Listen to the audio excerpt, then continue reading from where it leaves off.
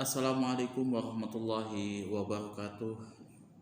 Innal hamdalillahi nahmaduhu wa nasta'inuhu wa nastaghfiruh wa na'udzu billahi min syururi anfusina wa min sayyiati a'malina. May yahdihillahu fala mudilla lahu wa may yudlil fala hadiyalah. Asyhadu an la ilaha illallah wahdahu la syarikalah wa asyhadu anna Muhammadan abduhu wa rasuluh. Allahumma shalli ala sayidina Muhammad wa ala ali sayidina Muhammad kama shallaita ala sayidina Ibrahim wa ala ali sayidina Ibrahim wa barik ala sayidina Muhammad wa ala ali sayidina Muhammad kama barakta ala sayidina Ibrahim wa ala ali sayidina Ibrahim fil alamina innaka hamidum majid. Rabbi shrah li sadri wa yassir li amri wahlul 'uqdatam min lisani yafqahu qawli, amma ba'du. Hadirin hadirat jamaah kaum muslimin wal muslimat yang dirahmati oleh Allah Subhanahu wa taala. Kali ini kita akan membahas tentang hadis kitab Bulughul Maram yang terdapat di dalam kitab Bulughul Maram, nomor hadisnya 133. Yang mana hadis ini menceritakan tentang dua orang sahabat, yang mana ketika seseorang sahabat tersebut bertayamum, kemudian di waktu itu juga dia menemukan air. Nah, itu ada dua kondisi di sini. Satunya mengulangi wudhunya, kemudian juga mengulangi sholatnya. Yang kedua, tidak mengulangi wudhunya dan tidak mengulangi sholatnya. Nah, apa hukumnya di sini? Nah, di hadis nomor 133 ini dijelaskan secara tuntas. Dijelaskan oleh salah seorang sahabat Rasulullah SAW, yaitu Abi Sa'id Al-Khudri radhiyallahu anhu. Wa an Abi Sa'id Al-Khudri radhiyallahu anhu qala kharaja rajulani fi safarin fahadatis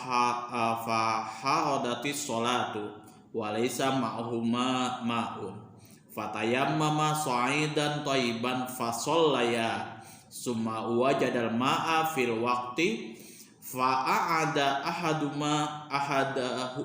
ahaduhuma sholata wal wudu'a walam ya'idil akharu summa ataya Rasulullah sallallahu alaihi wasallam fadzakara dzalika lahu faqala lil ladzi lam ya'id asabta sunnata wa ajza'atka sholatuka faqala lil akhiri lakal ajru maratain. Wa an Abi Sa'id Al-Khudri radhiyallahu anhu qala, dari Abi Sa'id Al-Khudri, semoga Allah meridhoi terhadap beliau, qala telah berkata, kharaja rajulani, ada dua orang sahabat Rasulullah keluar fi safarin untuk melakukan suatu perjalanan. Fahadatis sholatu, maka pada waktu mereka melakukan perjalanan tersebut tibalah waktu sholat. Walaisa ma'ahuma ma'un, dan di antara kedua orang tersebut tidak mempunyai air. Fatayammama sa'idan thayyiban, maka kedua orang tersebut bertayamum menggunakan debu thayyiban yang baik, kan, suci di sini. Fasolaya, kemudian kedua orang tersebut sholat. Summa wajadal ma'a fil waqti, kemudian kedua-duanya menemukan air pada waktu itu juga. Jadi misalkan sholat zuhur, ya kan, sholat zuhur mereka bertayamum. Nah, belum lepas waktunya, jadi masih ada waktu di situ, masih belum masuk waktu asar. Nah, keduanya ini menemukan air di waktu itu juga, masih masuk waktu zuhur juga masih. Fa'ada ahaduma sholata, kemudian salah satu dari kedua orang ini tadi mengulangi sholatnya. wal wudu'a, dan wudunya. Jadi dia berwudu mengulangi wudunya, tadi dia menggunakan air gitu, mengulangi wudunya, kemudian sholat pagi dia. Walam ya'idil akharu, dan yang satunya lagi tidak mengulangi wudu dan sholatnya, sholat dan wudunya. Summa ataya Rasulullah sallallahu alaihi wasallam, kedua-dua orang ini tadi mendatangi Rasulullah sallallahu alaihi wasallam. Jadi istilahnya konfirmasi lah tentang apa yang mereka alami. Ini benar nggak kira-kira kan? Jadi ada keraguan-raguan lah itu. Jadi mereka tabayun, konfirmasi kan, seperti itu. Fazaka rozalik, maka mereka menceritakan keadaan mereka tadi. Laka di sini faqala lilladzi lam ya'id, maka Rasulullah sallallahu alaihi wasallam mengatakan kepada yang tidak mengulangi sholatnya, asabta sunnata, maka engkau telah mengerjakan sunnah ini, wa ajza'atka sholatuka, maka kamu juga mendapatkan pahala atas sholatmu. Jadi dia sudah menyelesaikan apa yang dia kerjakan, ya kan, sholatnya juga sah, apa segala macam itu. Kemudian juga dia sudah mengerjakan sunnahnya di situ. Sunnah ini ya apa yang sudah diperintahkan oleh Rasulullah SAW. Wa qala lil akhar, dan juga berkata kepada yang lainnya yang mengulangi wudu dan sholatnya ini, lakal ajru marratain, sesungguhnya engkau mendapatkan 2 pahala. Jadi 2 kali pahala maksudnya di sini, mendapatkan pahala dua kali. Rawahu Abu Daud wa Nasai. Hadis ini diriwayatkan oleh Abu Daud dan Nasai. Jadi kenapa dia mendapatkan 2 pahala? Karena pahala yang pertama ketika dia sholat bertayamum, kemudian yang keduanya lagi dia melakukan sholat dengan berwudu ketika dia mendapatkan air. Nah, kemudian kita cek makna keseluruhannya. Cabang hukum yang banyak rinciannya serta beraneka ragam jenis dan peristiwa kejadian yang tidak mungkin dinaskan dengan jelas oleh Al-Quran dan Sunnah. Jadi ada berbagai macam cabang hukum yang ada di dalam agama Islam ini yang memang tidak dijelaskan secara rinci dan detail di dalam Al-Quran dan Sunnahnya. Dalam menganalisis hal seperti ini diperlukan ijtihad dengan cara menyamakan persesuaian masalah yang mempunyai kemiripan dengan yang lainnya dan menetapkan cabang pada pokoknya. Jadi cabang itu furu kalau dalam istilah usul fiqh, kemudian pokoknya itu adalah usulnya itu. Jadi furu ini penting kita pelajari dan juga usulnya juga penting kita pelajari, dan itu semua ya ulama berbeda-beda istilahnya di dalam menetapkannya itu. Kias pun seperti itu, ada yang mengkiaskannya ke sini, ada yang mengkiaskannya ke sini. Itu perbedaan pendapat. Jadi contoh misalkan hukum masalah menghilangkan najis seperti itu. Nah, menghilangkan najis itu apakah boleh diganti dengan turapnya itu apakah bisa diganti dengan sabun? Nah, ya kalau misalkan ada yang ulama berpandangan lain, ya boleh saja itu sesuai dengan apa yang dia ada. Tapi kalau misalkan ulama yang lain mengatakan tidak boleh. Karena apa? Kiasnya ada, yaitu tayamum, dikiaskan ke situ. Jadi tayamum itu bagaimanapun keadaannya, teknologis secanggih apapun, ya tidak bisa digantikan dengan yang lain, tetap harus menggunakan debu. Sama halnya bersiwak, itu pun juga ada perbedaan pendapat. Kalau bersiwak ya dengan kayu yang memang dia tapi ada juga yang menggunakan odol, dan itu perbedaan pendapat di dalam menentukan menetapkan menyesuaikan antara cabang ke pokoknya, usulnya Itu ya, itu kajiannya nanti lain, itu ada pembahasannya di dalam ilmu fikih ya. Itu sekedar contoh. Oleh karena itu para sahabat melakukan ijtihadnya masing-masing di zaman Rasulullah Shallallahu Alaihi Wasallam, sedangkan Rasulullah mengakui perbuatan mereka dan menyetujuinya. Nah, ini salah satu ijtihadnya para sahabat pada waktu itu. Jadi di zaman Rasulullah memang ada sahabat-sahabat yang berijtihad, karena kalau kayak sekarang kan kita nggak perlu berijtihad kalau misalkan ada Rasulullah kayak gitu. Jadi cukup kita konfirmasi nih video call, ini Rasulullah kami kayak gini gimana gitu kan. Oh itu kayak gini misalkan, sudah langsung seketika itu juga di tempat yang berbeda. Itu beda lagi gitu kan. Kalau sekarang kalau dulu nggak bisa seperti itu. Jadi ketika mereka mendapatkan masalah ya mereka berijtihad langsung gitu. Jadi mereka memutuskan langsung nih kayak gimana, kayak gitu kan. Contoh kayak misalkan Ammar bin Yasir pada waktu itu ketika dia diperintah oleh Rasulullah ke suatu tempat yang memang di situ tidak ada air, yang pada waktu itu dia dalam kondisi junub, dia berijtihad dengan jalannya sendiri, yaitu dia gulung-gulung di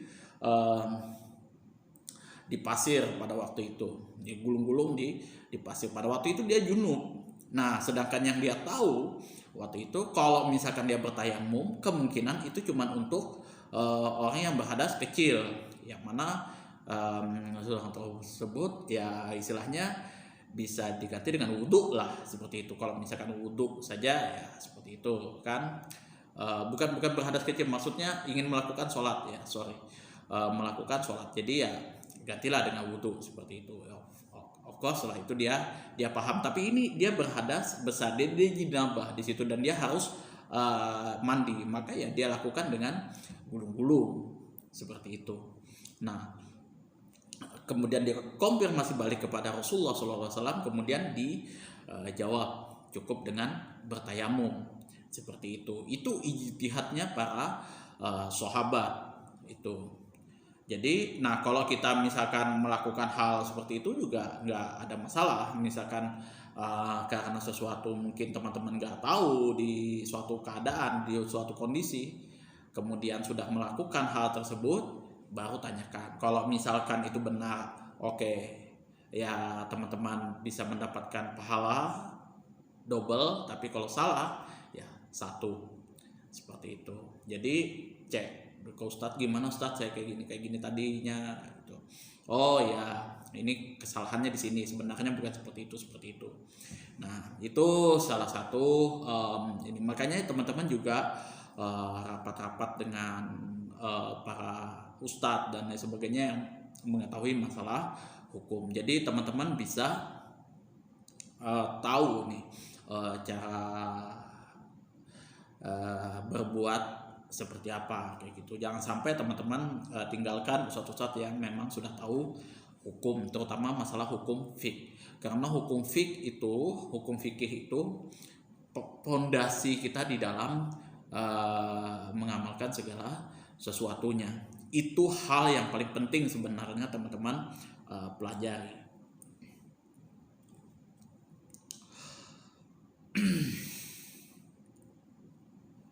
Nah, jadi pada waktu itu ya Rasulullah SAW itu mengakui perbuatannya. Nah, salah satu contoh ijtihadnya para sahabat yaitu ini tadi.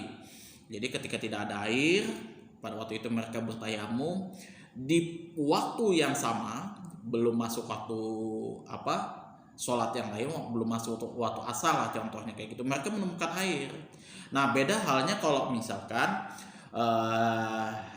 masuk waktu asar baru mereka menemukan air, itu beda. Istilahnya artinya dia istilahnya yang lewat sudahlah kayak gitu kan, sudah nggak dihitung lagi. Nah, ini belum selesai istilahnya waktunya, jadi masih masuk waktu zuhur dan dia menemukan air. Nah, maka kedua sahabat tersebut melakukan dua perbedaan pendapat di situ ya kan. dua macam ijtihad lah kayak gitu.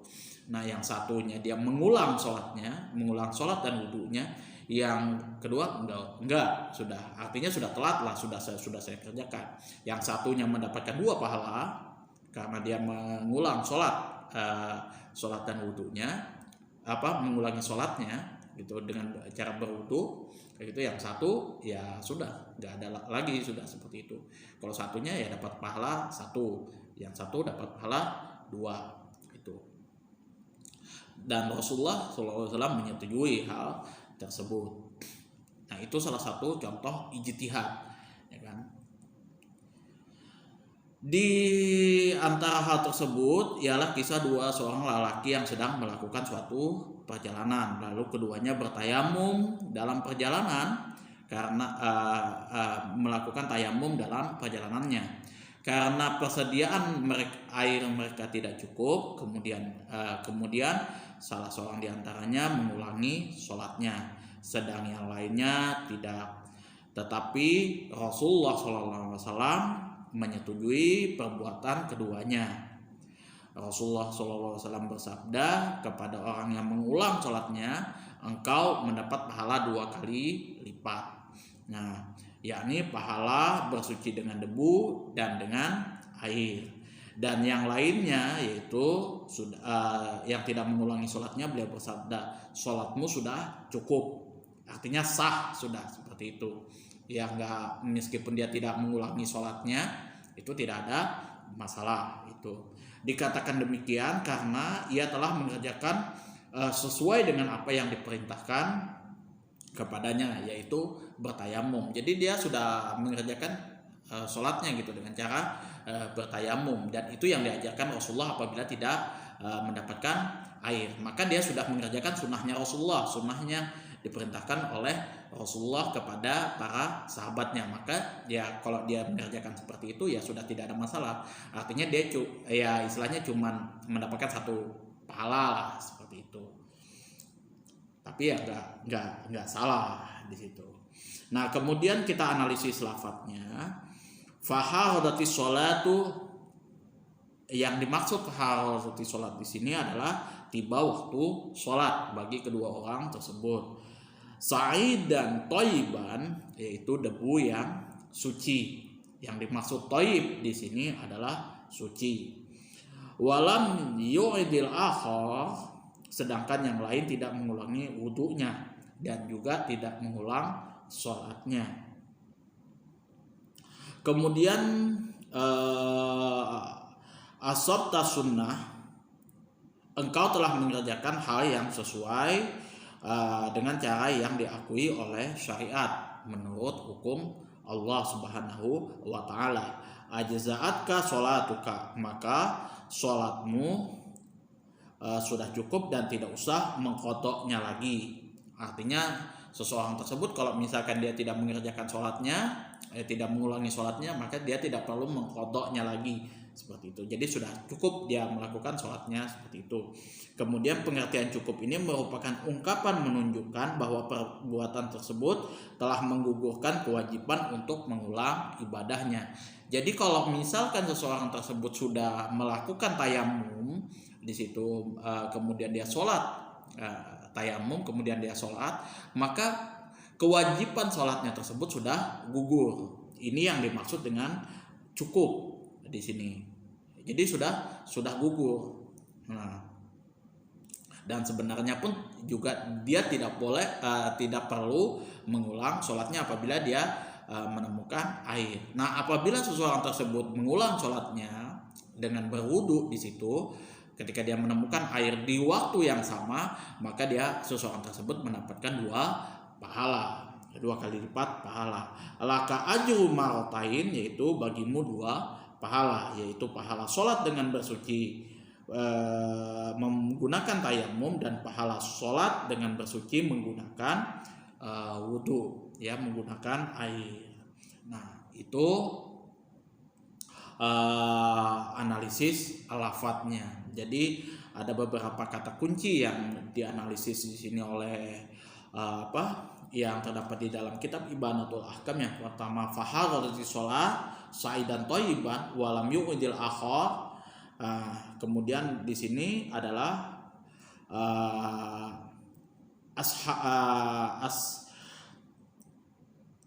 asbahtas sunnah, kemudian atka sholatuka, kemudian lakal ajru martain. Jadi ada beberapa kata kunci yang dianalisis lafadznya oleh beberapa kalangan ulama. Jadi ulama-ulama itu kalau misalkan dia menentukan suatu hukum, biasanya ada kata-kata kunci yang di situ yang menjadikan pedoman para ulama tersebut untuk menentukan suatu hukum. Yang kemudian selanjutnya fikih hadisnya adalah yang pertama, menyegerakan sholat dengan mengerjakannya di awal waktu. Jadi kedua orang sahabat ini sudah melakukan sunnahnya Rasulullah SAW, yaitu menyegerakan sholat dengan mengerjakan di awal waktu. Kemudian yang kedua, disyariatkan bertayamum dikala tidak ada air. Jadi kalau misalkan kita di suatu perjalanan gitu, misalnya tidak ada air, kemudian atau misalkan kita mempunyai air di situ, tapi airnya memang keperluannya untuk minum secukupnya saja seperti itu, nah, itu juga berdua, maka ya disyariatkan untuk bertayamum. 3, boleh berijtihad di zaman Rasulullah SAW tanpa sepengetahuan beliau. Jadi pada kondisi ini sahabat berijtihad nih, istilahnya dia melakukan segala sesuatu yang mana itu belum diajarkan oleh Rasulullah SAW, dan itu beliau lakukan, sahabat lakukan tanpa sepengetahuan Rasulullah SAW, maka dibenarkan oleh Rasulullah, itu tidak ada masalah. Tapi biasanya kalau para sahabat itu ketika dia melakukan ijtihad, biasanya langsung dikonfirmasi kepada Rasulullah SAW. Artinya kalau misalkan kita melakukan segala sesuatu nih, berijtihad, misalkan kita nggak tahu, kita langsung melakukan hal yang mungkin kita tidak tahu gitu. Kalau misalkan ada orang yang ahli dan pakar dalam bidang hukumnya, kita tanyakan, tadi saya gini, kemudian ini gimana hukumnya Ustadz gitu. Nah biasanya Ustadz ngasih tahu nih. Tapi biasanya kalau teman-teman ini bertanya, usahakan sama orang-orang yang ahlinya. Kalau misalkan masalah hukum, itu tanyakan sama ustadz-ustadz yang ahli bidang hukum, terutama hukum fiqh seperti itu. Jangan bertanya sama ustadz atau ulama yang di luar dari bidang itu. Sebenarnya sih dia pasti tahu juga bidang fiqh, tapi biasanya kalau yang ahli fiqh itu memang lebih detail biasanya. Kalau misalkan saya itu tanya masalah hadis, ya sama ustadz-ustadz yang bidang hadis, itu yang lumrahnya lah seperti itu, simpelnya seperti itu. Tapi ya kalau seperti halnya Ustadz Adi Hidayat, kemudian Ustadz Abu Somad, dia ya banyak dia juga faham juga masalah ilmu fiqh seperti itu. Tapi yang lebih dominan biasanya Ustadz Adi Hidayat sama Ustadz Abu Somad, itu yang lebih dominan beliau itu di ilmu hadisnya. Jadi kalau masalah hadis itu hadis ini sahih apa tidak, kemudian ini doibnya seperti apa, itu saya tak biasa, atau mungkin saya sarankan ke teman-teman nanya ke ini ustadz-ustadz yang ahli hadis. Nah saya juga biasa bukan bertanya sih, maksudnya ngelihat ini pertanyaan-pertanyaan teman-teman yang masalah hadis itu, atau misalkan mendengar kajian-kajian masalah hadis, itu pasti saya mendengarkan ceramah-ceramah dari ustadz-ustadz yang ahli hadis, itu yang memang predikatnya sudah diakui di situ itu.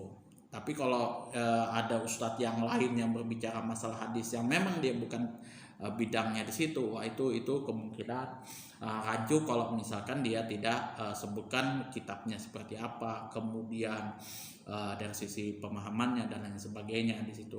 Memang juga di sini ada juga kayak misal saya juga berbicara masalah ilmu hadis dan lain sebagainya dengan tujuan supaya lebih hati-hati, itu juga tidak ada masalah. atau ustadz yang lain juga tidak ada masalah di situ. Ini hadisnya sahih, ini hadisnya dhaif dan lain sebagainya, sesuai dengan kitab yang dia baca. Itu juga tidak ada masalah, teman-teman juga bisa ikuti yang seperti itu. Tapi kalau misalkan lebih detail masalah teknisnya itu ya teman-teman bisa cek konfirmasi sama yang memang betul-betul di bidangnya. Kemudian yang keempat, meminta koreksi dari pemimpin dalam hal-hal yang penting. Nah, itu juga ya istilahnya itu tadi, kalau misalkan teman-teman dekat di suatu kampung atau di suatu apapun gitu, kalau misalkan bertanya masalah hukum fik, itu tanya sama ustadz-ustadz yang ahli di bidang fikih itu ya. Kalau misalkan kayak di pondok pesantren lah kayak gitu kan, ada ustadz yang memang bidangnya fik gitu, nah tanya sama ustadz yang menguasai bidang fik, ilmu fik itu. Kalau misalkan berbicara masalah hadis, menanyakan masalah hadis, itu tanyakan sama ustadz yang ahli di bidang hadis. Nah begitu juga kalau misalkan masalah ulumul Quran, tafsir Quran dan lain sebagainya, itu tanyanya sama orang-orang atau ustadz yang ahli di bidang ulumul Quran seperti itu. Jadi ada bidang-bidangnya, ada anunya.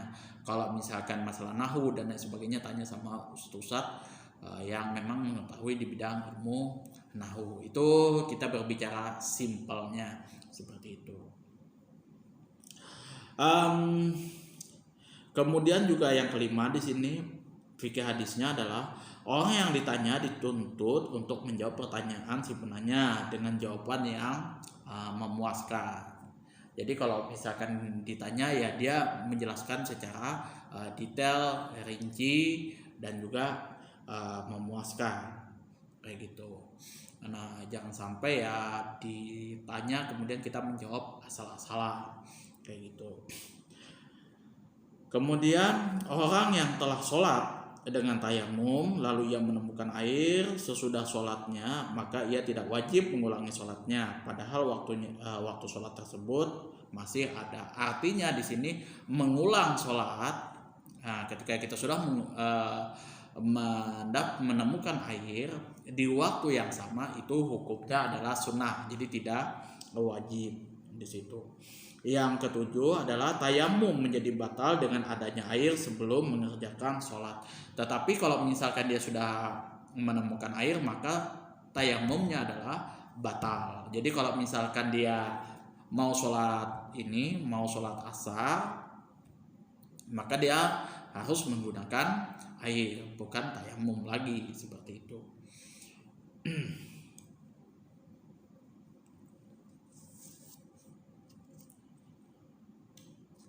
Nah misalkan contoh kayak misal saya kayak gitu kan, misalkan jalan sama teman kayak gitu. Nah saya tayamum nih, sudah kita cari berdua air nggak ada kayak gitu kan. Nah kemudian ini tayamum, tahu-tahu entah kenapa teman lihat, oh itu kayaknya itu ada air tuh, itu wah. Kalau kita sudah melihat air atau ada orang lain kayak gitu, mas ini ada air, kalau sampai mau wudu nih ada air, sudah ya misal kita sudah selesai tayamum, maka tayamum kita batal itu, maka ya kita berwudu kayak gitu baru kita mengerjakan sholat. Jika air ditemukan sudah masuk waktu sholat, maka orang yang bersangkutan tidak boleh membatalkannya. Jika air ditemukan sesudah masuk waktu sholat, maka orang yang bersangkutan tidak boleh membatalkannya. Nah, jadi kalau misalkan seseorang tersebut sudah sholat nih, nah sudah sholat kayak gitu kan, baru tahu-tahu ada air atau dari manakah seperti itu, maka sudah istilahnya nggak bisa lagi dibatalkan seperti itu, kecuali misal masih ada jeda untuk masih ada jeda ya kan untuk belum mengerjakan sholat ya tidak ada masalah, jadi langsung berwudu. Itu artinya tayamumnya sudah batal. Jadi kalau misalkan di dalam kitab Fathul Qorib itu biasanya dieksplor dulu nih, kira-kira dieksplor dulu kira-kira nih ada air apa tidak, misalkan seperti itu. Tapi ya kalau kalau ini tergantung kondisinya mengeksplor tersebut. Biasa kalau misalkan di padang pasir memang di situ lumrahnya memang sudah di zona ini tidak ada air, ya sudahlah, walaupun dia tidak mengeksplor kayak gitu ya nggak ada masalah, dia langsung bertayamum.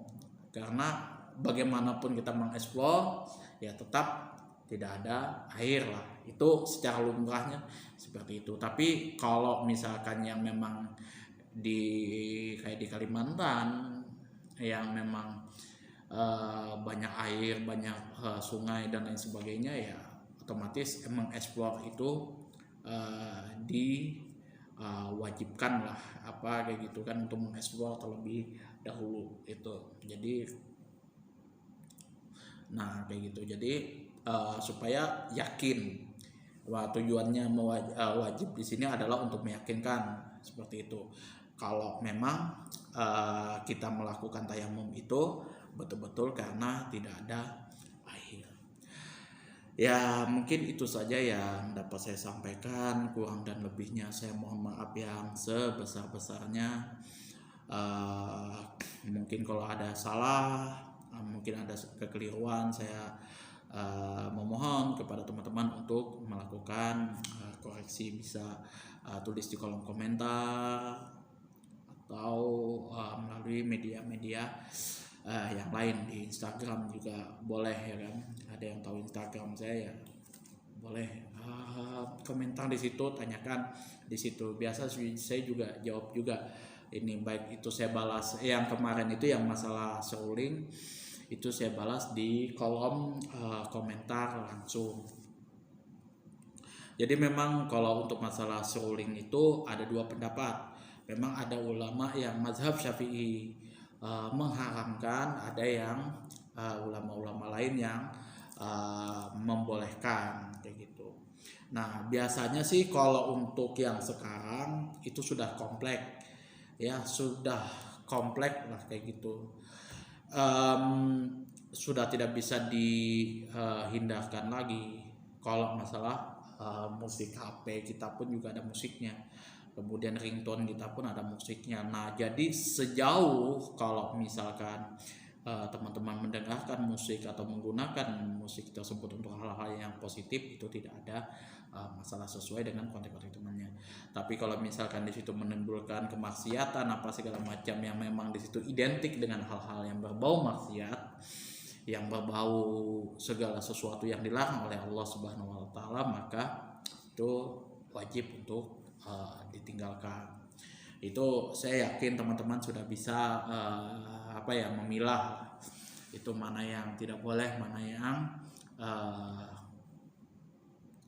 boleh, seperti itu. Adapun perbedaan masalah ada ulama yang mengharamkan, ada ustadz yang mengharamkan, itu juga tidak ada masalah, karena ada beberapa ulama di dalam mazhab Syafi'i pun juga mengharamkan ya, karena memang hadisnya juga jelas di situ.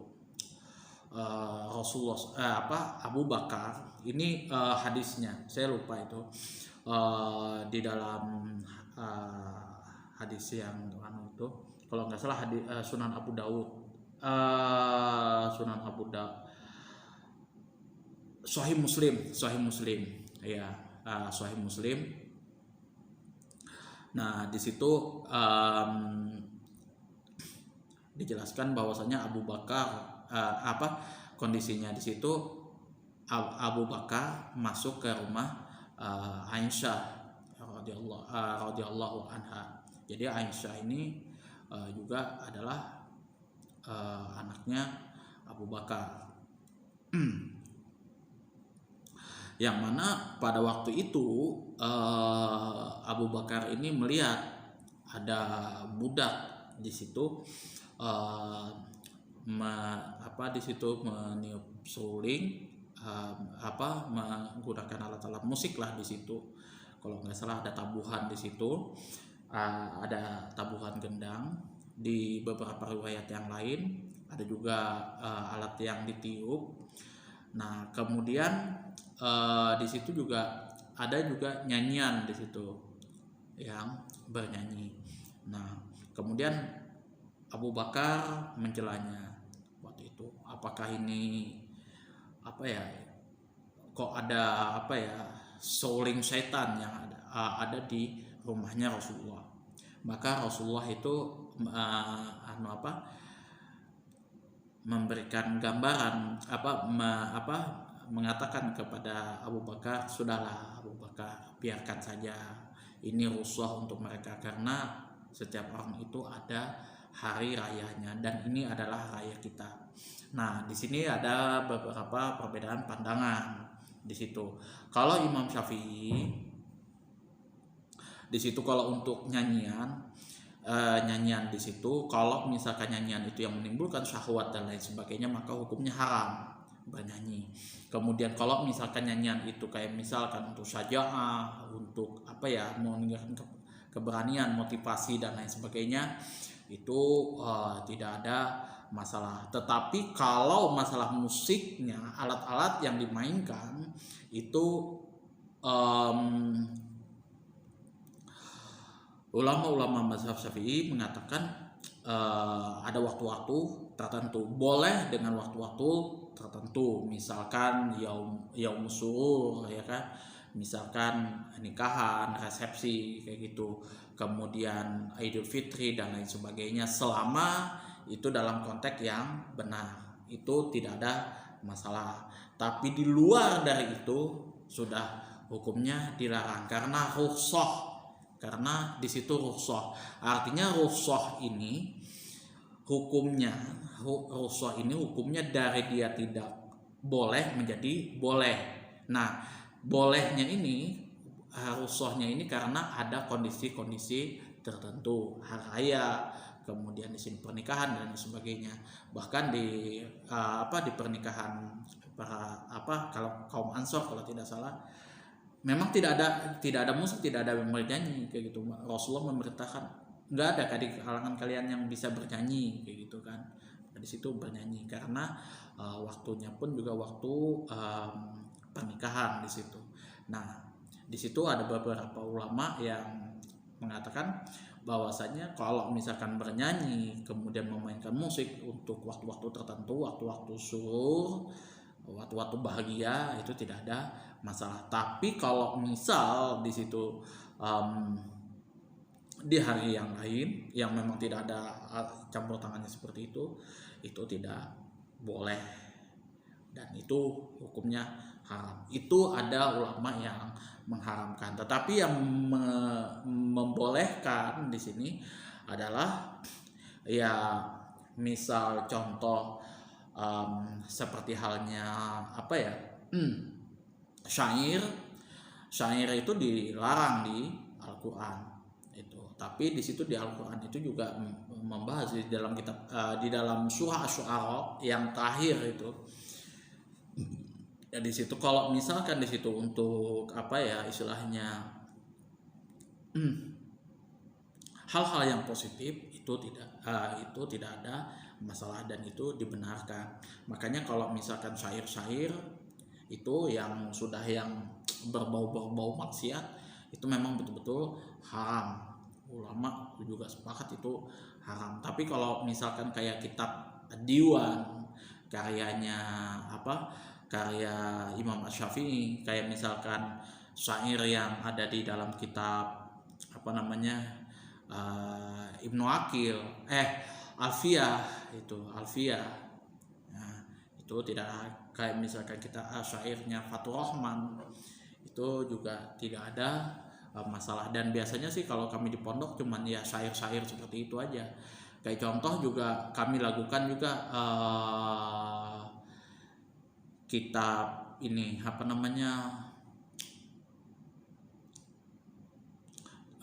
Amsilatut Tasrifiyah, itu juga kadang ada yang mensyairkan gitu, melakukan seperti itu itu juga tidak ada masalah selama itu hal-hal yang positif.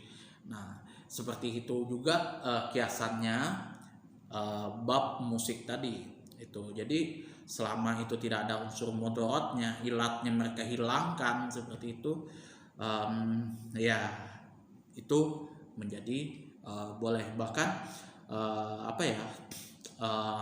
ulama yang membolehkan di sini ya benda mati itu memang tidak ada hukumnya. Memang betul kalau di dalam ilmu sufik benda mati itu tidak ada hukumnya. Haramnya benda mati itu tidak ada.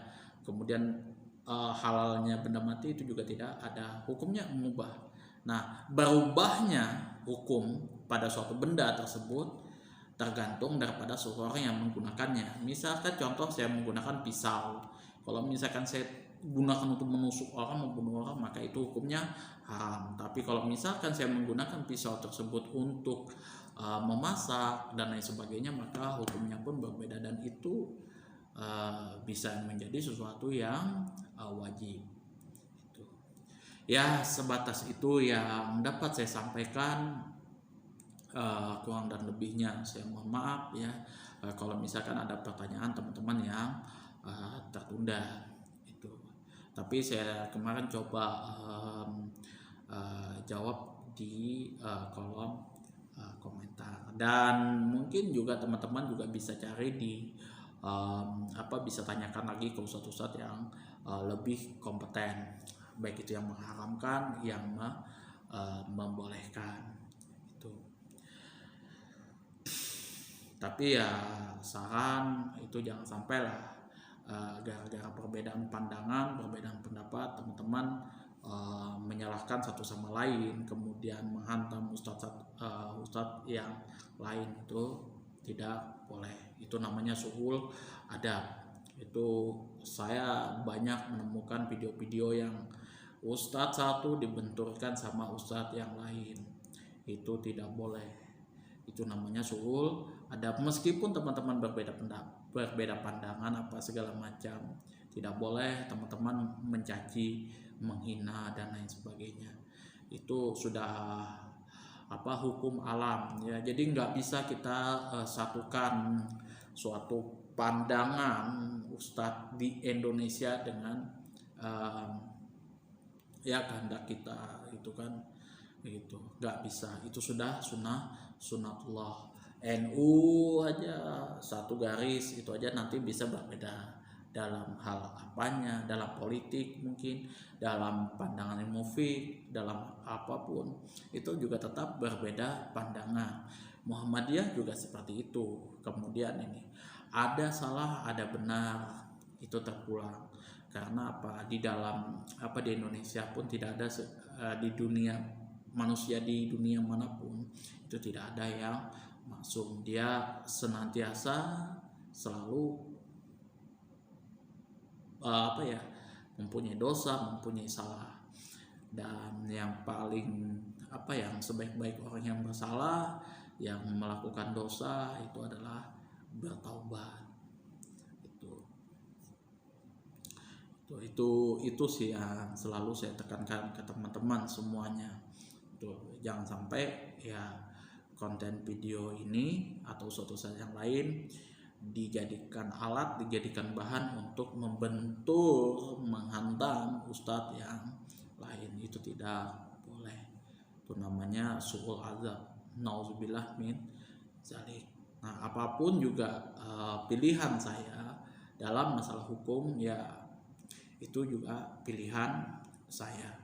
Istilahnya kalau misalkan pun toh dari produk hukum itu jadi halal atau haram, bid'ah dan lain sebagainya, ya bukan berarti yang tidak sejalan dengan saya itu melakukan hal yang haram, mungkin hal yang bid'ah atau yang lain-lain.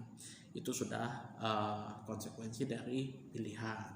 Itu ya kan sudah saya jelaskan sebelum-sebelumnya itu, dan selalu saya ulang-ulang terus ya kan, supaya jangan sampai nanti di suatu saat video ini mungkin sudah besar kayak gitu, jadi masalah. Jangan sampai itu ya. ini pun juga seminimal apa ya, sebelum video ini nanti channel ini besar pun saya sudah minimalkan itu untuk menghujat orang, untuk mengata-ngatain orang itu tidak berlaku di channel ini. Itu jadi kalau misalkan ada perbedaan pandangan, saya dudukkan dulu akan masalahnya. Ini pandangan mazhab mana, seperti itu. Itu aja sih ya, walaupun tidak saya jelaskan sepenuhnya, tetapi ya teman-teman bisa tanyakan sama ustadz-ustadz yang lebih kompatibel. Saya hanya terfokus untuk saat ini apa yang ada di dalam kitab, kayak misalkan kitab Bulughul Maram, Fathul Qorib, dan kitab-kitab yang lain. Itu saja yang dapat saya sampaikan. Kurang dan lebihnya saya mohon maaf yang sebesar-besarnya. Mohon kalau misalkan ada yang keliru, teman-teman bisa tulis kekeliruan saya di kolom komentar dengan bahasa yang sopan, yang santun, kemudian yang memang betul-betul to the point. Istilahnya jangan sampai melakukan hate speech di situ. Hate speech, ingat. Karena ya kalau misalkan teman-teman mencaci ya percuma aja. Akhirul kalam, wabillahi taufiq wal hidayah. Assalamualaikum warahmatullahi wabarakatuh.